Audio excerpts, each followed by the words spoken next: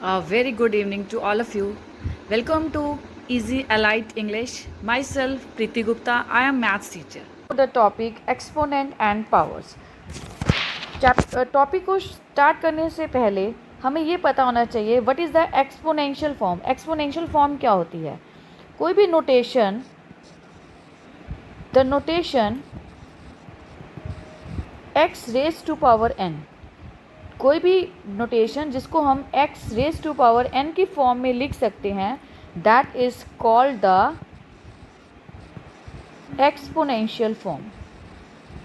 Exponential form.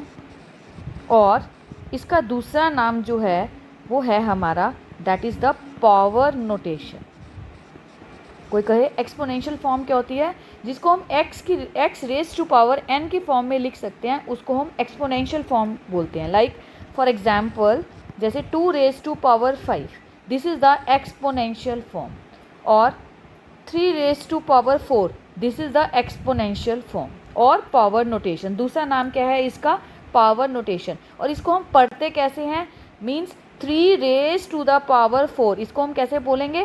3 raised to the power 4. और दूसरे और क्या बोल सकते हैं हम? 3 टू द पावर 4, कुछ भी बोल सकते हैं. ठीक है. अब बात आती है कि हमारा बेस क्या होता है और पावर क्या होती है. देखिए, ये मैंने एग्जाम्पल लिया है 3 रेज टू पावर 4. इसमें जो 3 है, जो हमारा, wait I am changing the colour, जो 3 है ये हमारा बेस है. और जो 4 है,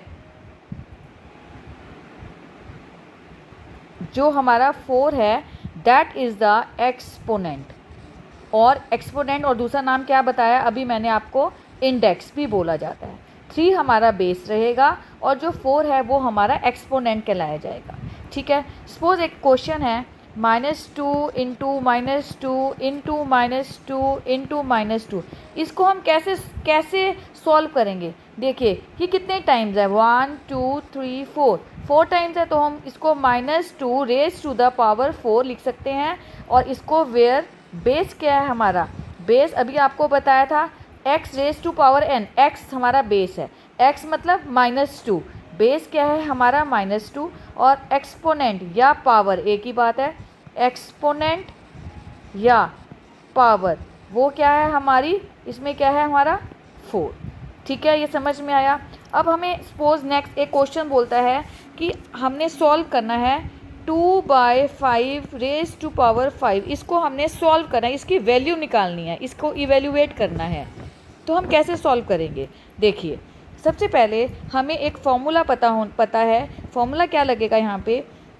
P/Q whole power m, that is equal to P raise to power m upon Q raise to power m. इसका मतलब क्या है? यहाँ पर पूरी पावर है, दोनों के ऊपर पावर है. और इसमें हमने क्या किया कि दोनों के ऊपर पावर का मतलब है कि हम दो अलग अलग पावर जो है लिख सकते हैं हम. मतलब P के ऊपर भी पावर है और Q के ऊपर भी पावर है. अब ऐसे ही हम इसमें 2/5 रेज टू पावर 5 है, इसको कैसे कन्वर्ट करेंगे? अगर ये फॉर्मूला लगाएं तो 2 की पावर 5, 2 के ऊपर भी 5 है और 5 के ऊपर भी 5 है.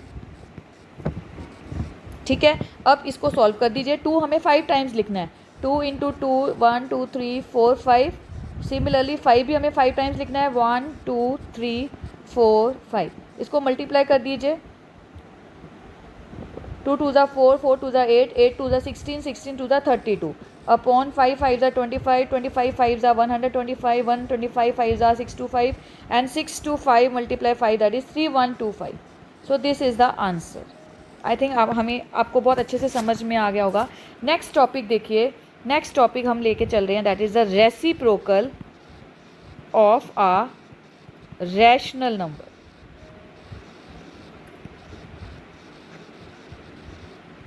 Reciprocal of a rational number, right. देखो, जो रेसिप्रोकल होता है ना, रेसिप्रोकल, इसको हम डिनोट किससे करते हैं? इससे, x रेज टू पावर -1. ठीक है. इसको हम रेसिप्रोकल को डिनोट हमेशा हम x रेज टू पावर 1 से डिनोट करते हैं. और इसका जब इसको सॉल्व करते हैं तो क्या रहता है? That is 1/x। जो आपकी पावर नेगेटिव है वो हमारी पावर, जो नेगेटिव पावर है वो पॉजिटिव में कन्वर्ट हो जाती है। x के ऊपर आप 1 लिखो चाहे ना लिखो, इसका मतलब एक ही है। जैसे सपोज क्वेश्चन कहता है फाइंड द रेसिप्रोकल ऑफ 5⁻³ ये क्वेश्चन है, इसको हमने सॉल्व करना है। सबसे पहले मैंने आपको बताया रेसिप्रोकल कैसे लिखते हैं, x⁻⁻1। तो ये हमारा क्वेश्चन है, इसको रेसिप्रोकल की फॉर्म में लिखो। पहले ये हमने रेसिप्रोकल की फॉर्म में लिखा। अब क्वेश्चन को सॉल्व कीजिए। क्या है रेसिप्रोकल, x, अभी आपको फॉर्मूला बताया x⁻⁻1 is equal to 1/x। इस फॉर्मूले में कन्वर्ट कीजिए। जब इस फॉर्मूले में हम कन्वर्ट करेंगे तो क्या बनेगा 1/5⁻³ ठीक है। अब इसको सॉल्व कर दीजिए। 1/5⁻³ का क्या मतलब है, 5 को हमने 3 टाइम्स लिखना है। इसको सॉल्व कर दीजिए। 5 5 25, 25 1 5 125, दिस द आंसर। और आपको साइड पे चाहे आप लेफ़्ट साइड पे लिख दीजिए चाहे राइट साइड पे, आपको ये रीज़न ज़रूर देना है। अगर आप नहीं लिखेंगे तो आपका हाफ मार्क्स जो है कट कर दिया जाएगा। नेक्स्ट टॉपिक जो है हमारा अब रहेगा हमारा laws of exponents. Laws of exponents, और इसको हम क्या बोलते हैं, लॉज ऑफ इंडिसेस। एक ही बात है, लॉज ऑफ एक्सपोनेंट्स और लॉज ऑफ इंडिसेस। पहला हमारा जो लॉ आता है, लॉ फर्स्ट, वो क्या कहता है, x⁻m multiply x⁻n that is equal to x⁻m plus n। देखिए समझिए, पहले क्या कहता है, मल्टीप्लाई का केस हो, आपके बेसिस सेम हो। बेस देखिए यहाँ पर भी x है, यहाँ पर भी x है, तो हमारी पावर्स क्या होती हैं, ऐड हो जाती हैं। बेस हमने कॉमन लिया और पावर्स को ऐड कर दिया। जैसे अभी आपको एक एग्जाम्पल दिया जाता है, देखिए फॉर एग्जाम्पल देखिए -3 मल्टीप्लाई -3 मल्टीप्लाई होल पावर 6। देखिए हमने पहले ये देखना है, मल्टीप्लाई का केस है, बिल्कुल है, बेसिस सेम है, बिल्कुल है। तो हमने क्या है, हमें पता है रूल क्या है, पावर्स हमारी ऐड हो जाएंगी। तो बेस हम एक ही बार लिखेंगे -3, पावर्स को ऐड कर दीजिए, 6 + 3 3 + 6, तो -3 6 + 3 इज़ 9। तो ये हमारा आंसर आ गया। लॉ 2 देखिए, लॉ 2 क्या कहता है, लॉ 2 जो है हमारा डिवीज़न का है, यहाँ लिख देते हैं मल्टीप्लिकेशन का। Law 1 multiplication, multiply, law 2 divide, that is equal to x⁻m-n। Divide का केस हो, बेसिस सेम हो, तो पावर्स हमारी क्या हो जाती हैं, सब्ट्रैक्ट, ये ध्यान रखना। और ये यहाँ पे एक चीज़ का ध्यान रखना, इसमें 2 केसेस आते हैं। ये कौन सा केस है, जहाँ पर m जो होगा हमारा n से बड़ा होगा। जैसे अभी एक केस लेते हैं, एग्जाम्पल देखिए, सपोज 5⁻³ यहाँ पे देखिए, अगर हम कंपेयर करें m और n से, m क्या है हमारा 3 और n क्या है 2, that means m is greater than n, ठीक है ना। तो इस केस में हमारा क्या फॉर्मूला रहेगा, अभी हमने बताया, पावर सब्ट्रैक्ट हो जाएंगी, बेस को एक ही बार लिखना है, पावर सब्ट्रैक्ट हो जाएंगी, 3 - 2 दैट इज़ 5⁻1 दैट इज़ 5। अब हम जो है सेकंड केस देखेंगे। उस केस में क्या है कि अब हमारा n जो है वो m से बड़ा रहेगा। यहाँ पे केस 2 लिखते हैं। केस 2 क्या है, where m is less than n। पहले केस में क्या था, m is greater than n। अब दूसरा केस क्या है, m जो है हमारा n से छोटा रहेगा, या दूसरे वर्ड्स में हम क्या कह सकते हैं, n is greater then m। तो इस केस का एग्जाम्पल, इसमें पहले फॉर्मूला देखिए क्या रहेगा, x⁻m/x⁻n, डिवीज़न का ही केस है। इसमें क्या होगा, 1/x⁻n-m है, ध्यान रखना। ये कहाँ पर केस अप्लाई होगा, where m is less than n। जैसे अभी देखिए क्वेश्चन, -8⁻³ देखिए यहाँ पर m क्या है आपका 3 और n क्या है हमारा 7। देखिए m आपका छोटा आ गया ना n से, यहाँ m is less than n, 3 छोटा है ना 7 से। तो अब इस केस में अभी जो मैंने फॉर्मूला बताया है 1/x, दैट इज़ 1/x क्या है हमारा -8, और फॉर्मूला क्या है n - m। n क्या होगा, बड़े में से ही छोटा, n हमारा 7 है, 7 - 3। तो 1/-8 होल पावर 4, इसको 4 टाइम्स -8 को मल्टीप्लाई कर दीजिए। -8 इंटू -8, सबसे पहले हम साइन मल्टीप्लाई करेंगे। माइनस को माइनस से मल्टीप्लाई किया तो आ जाएगा हमारा प्लस, प्लस को माइनस से किया माइनस, माइनस को माइनस से करेंगे प्लस। 8 8 ज़ा 64, 64 मल्टीप्लाई बाय 8, 64 को 8 से किया 512, 512 को 8 से करेंगे तो ये हमारा आएगा 4096। तो 1/4096 इज़ द आंसर।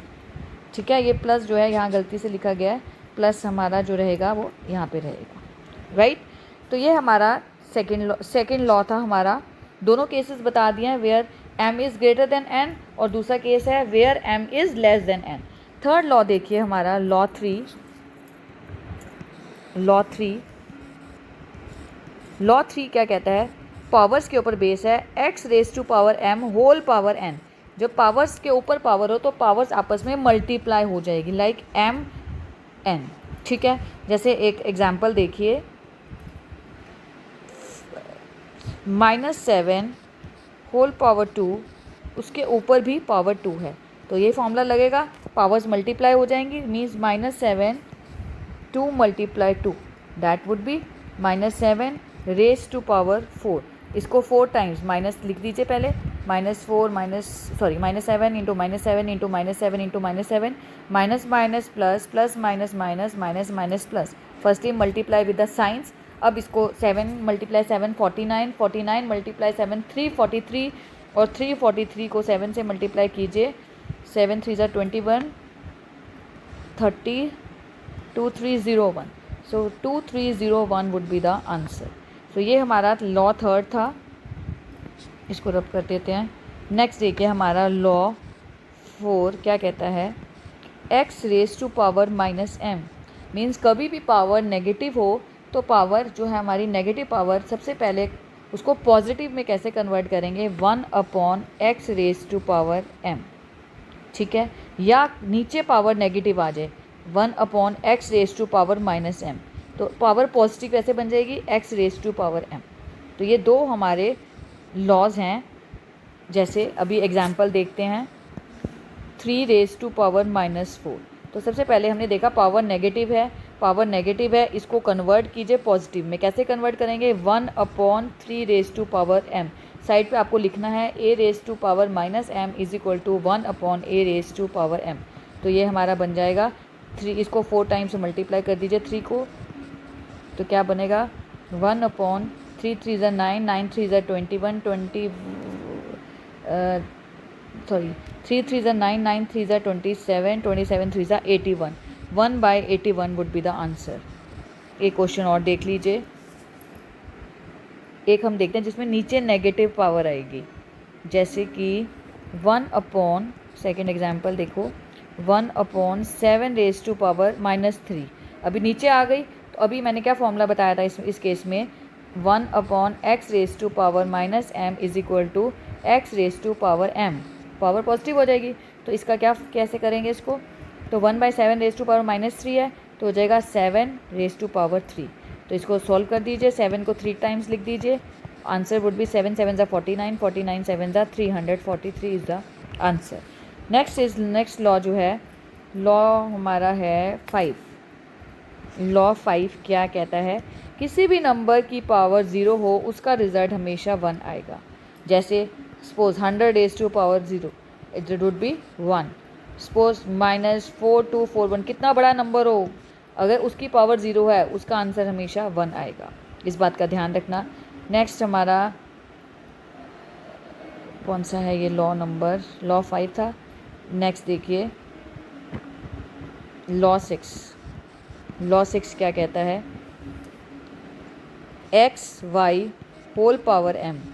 यहाँ पे देखिए आपके बेसिस डिफरेंट हैं, तो लेकिन जो पावर है वो दोनों के ऊपर है, तो पावर्स हम अलग अलग करेंगे दोनों के ऊपर, x raise to power m multiply y raise to power m। जैसे एग्जाम्पल देखो, सपोज एग्जाम्पल है 6x होल पावर 3। अब देखो 3 तो दोनों के ऊपर है ना, तो हम कैसे लिखेंगे, 6 की पावर 3 मल्टीप्लाई x की पावर 3। 6 को 6 इंटू 6 3 टाइम मल्टीप्लाई कर दीजिए। 6 6 ज़ा 36, 36 6 ज़ा 216, तो 216 x की power 3, that is the answer. Is it clear you now? Next law देखिए, law 7, x by Y whole power m। अब ये डिवीज़न में है, जैसे पिछले में मल्टीप्लाई में था, ऐसे ही ये डिवीज़न में है। डिवीज़न में भी पावर x के ऊपर भी आ जाएगी और y के ऊपर भी आ जाएगी। जैसे अभी एक एग्जांपल देखते हैं, -3xy bye p whole power 3। तो इसमें क्या करेंगे, दोनों के ऊपर लिखेंगे -3xy, इसकी पावर भी 3 है और नीचे p की पावर भी 3 है। अब देखो कैसे करेंगे, -3 की ऊपर भी 3 आ जाएगा, x की पावर भी 3 है, y की पावर भी 3 है, अपॉन p की पावर 3। कैसे सॉल्व करेंगे, माइनस, देखिए अगर -1 की पावर ऑड हो तो उसका रिज़ल्ट -1 रहता है, अगर -1 की पावर इवन हो तो उसका रिज़ल्ट प्लस में रहता है।